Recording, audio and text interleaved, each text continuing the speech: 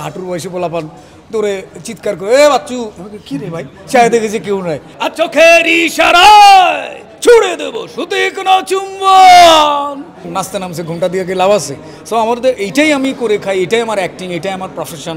So আমি আমার প্রফেশনটাকে enjoy করি আর কি, কাজটাকে ভালোবাসি। আবার যখন দেখছি খুব সাধারণ মানুষ এটাকে দারুণভাবে নিচ্ছে তখনও ভালো লাগে। আবার কেউ কেউ আছে দেখা গেলো যে আমাদের হাঁটুর বয়সে পোলাপান তোরে চিৎকার করে এ বাচ্চু কি রে ভাই চায় দেখেছে কেউ নাই। মানে যারা ডাকবে তারা তো আমার বন্ধুবান্ধব বা সেম বয়স হবে বা আর একটু সিনিয়র হবে। তো যখন দেখছি হাঁটুর বয়সী ছেলেরা ডাকে তখন আমি একটু কী করবো, কিছু করার নেই। যেমন একটা সময় এটিএম শামসুজ্জামান সাহেব ওনারা রাস্তায় বেরোলে মানুষ খারাপ ভাবতেন। তো আমার কাছে মনে হয় যে আমাদের চরিত্রটা এরকম, চরিত্রের প্রতি মানুষের বিশ্বাস বাস্তবতা যখন চলে আসে তখন হয়তো চরিত্রটা আসলে জীবন্ত হয়ে ওঠে আর কি।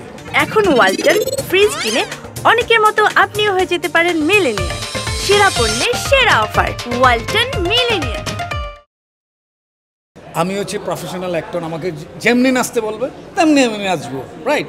সো এখন ডিরেক্টর যদি আমাকে দেখায় দেয় আসলে এইভাবে এভাবে আপনার চরিত্রটা এইভাবে হাঁটবে, এভাবে কথা বলবে, এভাবে নাচবে, এভাবে গাইবে, সো আমি ওইভাবেই করবো, আমি চেষ্টা করবো আর কি, রাইট? সো এখন দেখা গেলো যে অন্য ডিরেক্টররা হয়তো বা এই চরিত্রটাকে অন্যভাবে দেখেন না, হয়তো ওনারা অন্যরকমভাবে ইয়ে করেন। আমাদের আসলে কিছু করার থাকে না, আমরা তো এই করে খাই, আর কি করবো আর। তাহলে বলাই যায় যে অমি ভাইয়ের পেইড প্রোডাকশন আপনার জন্য সবচেয়ে কমফোর্ট জোন এবং বিশ্বস্ত একটা জায়গা। হ্যাঁ, এটা তো আসলে আমাদের পরিচয়। যেমন ধরেন যে এই যে আপনারা সবাই ভাই ব্রাদার একসাথে বসেন, চা খান, আপনাদের শেয়ারিংগুলো হয়, তো তখন হয় কি একটা বন্ডিং তৈরি হয় আর কি।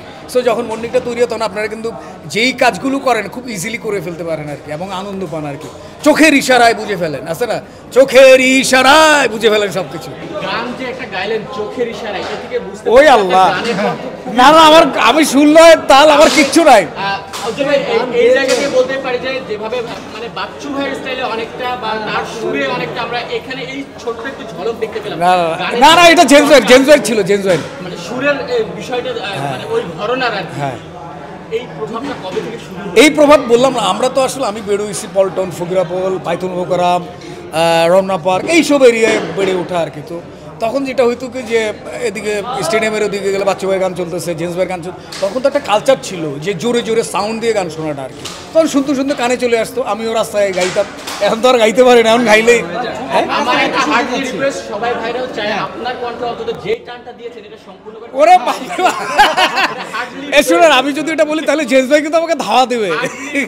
আর চোখের ইশারায় ছুড়ে দেবো সুতীক্ষ্ণ চুম্বন, তুমি নজরবন্দি হয়ে যাবে, তুমি ঘুমহারা হয়ে যাবে। জেন্টস ভাই রাগ করেন না ভাই, লাভ ইউ। আমার শেষ একটা কোশ্চেন, সেটা হচ্ছে যে আমি দেখলাম যে ফিমেল পরে যে আপনি চাপাতি নিয়ে দৌড় দেন, কুরবানির ঈদে আপনাকে চাপাতি হাতে দেখা যাবে কিনা? হ্যাঁ, কুরবানির ঈদে আপনাকে চাপাতি হাতে দেখা যাবে কিনা? না, দেখা যাবে না, কারণ আমি আসলে এই ব্যাপারে আমি আসলে পারি না আর কি, অযোগ্য মানুষ আমি। এই ঈদ আসলে বাসায় পলায় থাকি, ঘুমায় থাকি, ঘুমের ভান করে পড়ে থাকি। কাজের ফাঁকি কি আমার কেন জানি, আমি জানি না, বললাম না যে বন্ধু বান্ধব হারা হয়ে গেছে, ওই এনজয়টা করতে পারি না আর কি। না, গরু কাটাকাটি আসলে ওইটা বড় ভাইদের উপরে চাপায় দিয়ে আমি ভাগতাম, আড্ডা দিতাম। আমি তো আড্ডাবাজ মানুষ, সো আমি আড্ডাটা দিতাম, কাজে এদিকটা ফাঁকি দিয়ে চলে যেতাম আর কি। আমি যে কাজটা করি এটাকে আমি এনজয় করি, এই জায়গায় আমি ফাঁকি দিই না, এই আর কি।